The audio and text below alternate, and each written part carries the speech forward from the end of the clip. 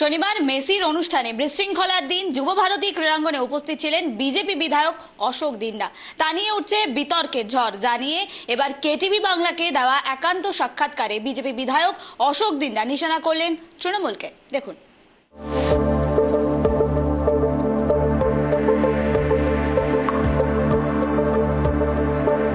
যুবভারতী পরিদর্শনে বিরোধী দলনেতা এসেছিলেন এবং তার সঙ্গে রয়েছেন ময়নার বিজেপি বিধায়ক অশোক দিন্দা।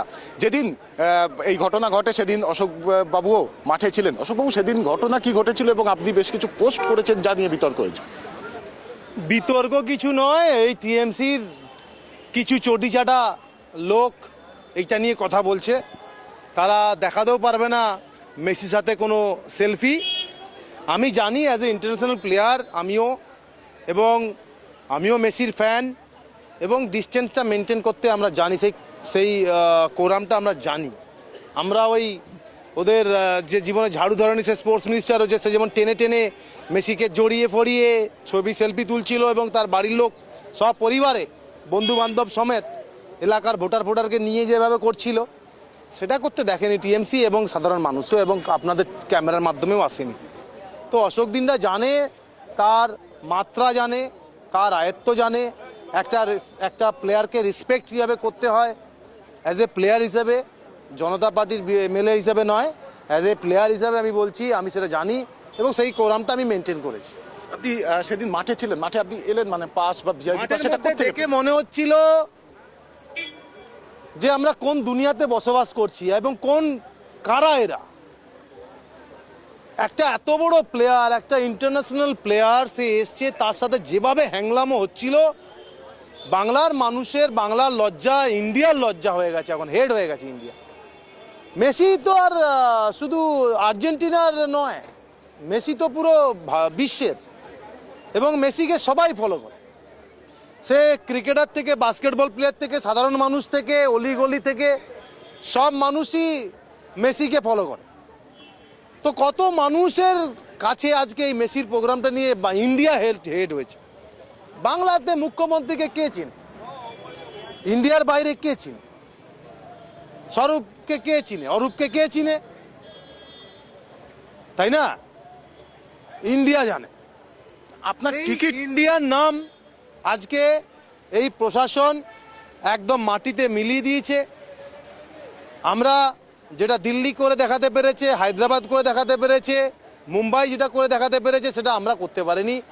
আমাদের গাফিলতি বলুন, আমাদের পুলিশ মন্ত্রীর গাফিলতি বলুন, আমাদের মন্ত্রীদের গাফিলতি বলুন, মেনে নিতে হবে যা হয়েছে। এটা বাংলার লজ্জা। আপনার থেকে বড় লজ্জা, বাংলার মুখ্যমন্ত্রী, পুলিশ মন্ত্রী অর্ধেক রাস্তা থেকে ঘুরে পালিয়ে গেছে। এর থেকে বড় লজ্জা আমার মনে হয় না বাংলার মানুষের এর আগে হয়েছে কিনা। আপনার টিকিট নিয়ে একটা বিতর্ক আছে, আপনি টিকিট পেলেন বা টিকিট বা পাস বা ভিআইপি পাস, সেটা কিভাবে পেলেন? একটু কে প্রশ্ন করবে, ম্যানেজমেন্ট জিজ্ঞেস করবে। আমি টিকিট কোথা থেকে পেলাম, আমি কিনে পেলাম কি, আমি এমনি ঢুকলাম, তো পুলিশ কি করছিল? আমি তো আর মন্ত্রী নয়। না, পাস থাকলে আপনি তো যেতেই পারেন, কিন্তু তৃণমূলের আমি অবধি পৌঁছালাম কি করে? পুলিশ কি করছিল? পুলিশ কি, আমি কি মন্ত্রী? না আমি অভিষেক ব্যানার্জির ভাই, না মমতা ব্যানার্জির ভাই যে আমার সব জায়গায় এন্ট্রি আছে, স্বর্গ থেকে মর্তে অবধি, তার উপরে বিরোধী।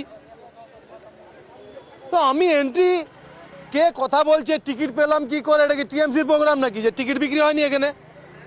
আরে সুজিত বসু তো টিকিট বাড়ছিল ফ্রিতে, তো আমার কাছে টিকিট আসতে পারে না? এটা ইন্টারন্যাশনাল প্লেয়ার, 10 বছর আইপিএল খেলেছি, ইন্ডিয়ার হয়ে খেলেছি, বাংলার হয়ে এত বছর খেলেছি, আমার কাছে টিকিট আসতে পারে না?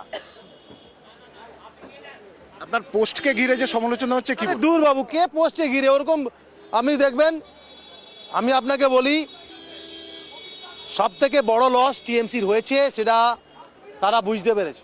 মেসিকে দিয়ে বলানো চিন্তাভাবনা ছিল খেলা হবে বলে একটা কিক মারবে, সেটা হয়নি, সেটা একটা বড় লস হয়েছে। এখন পাগল হয়ে গেছে, এখন কি করবে? তার উল্টে আবার এইরকম একটা অবস্থা, সিচুয়েশনের মধ্যে পড়েছে। মন্ত্রীকে পদত্যাগ করতে হচ্ছে, তোমার আইএস অফিসারদেরকে সাসপেন্ড করতে হচ্ছে, শোকজ করতে হচ্ছে। এত চুরি ধরা পড়েছে, এত সব কিছু হওয়ার পরেও এখন কিছু একটা তো করতে হবে। অশোক দিনটা পোস্ট করেছে, কেউ পোস্ট ক্যামেরা দেখাতে পারেনি, নিজে পোস্ট করেছি আমি। এবং আমি এই যে ঘটনাটা পুরো সম্পূর্ণ লিখে পোস্ট করেছি, যে কি হয়েছে আমার চোখের সামনে হয়েছে। লজ্জা, লজ্জা, ছি। আমরা কথা বললাম প্রাক্তন ভারতীয় ক্রিকেটার এবং বিধায়ক, বিজেপির বিধায়ক অশোক দিন্ডার সাথে, এবং তিনি সেদিন মাঠে ছিলেন এবং কি ঘটনা ঘটেছিল এবং তার মাঠে থাকা নিয়ে একাধিক সমালোচনা হয়েছে, তার সমস্ত বিষয়ের কিন্তু তিনি জবাব দিলেন। ক্যামেরায় সূর্য শঙ্কর অধিকারীর সঙ্গে ত্রয়ন চক্রবর্তী, কেটিভি বাংলা।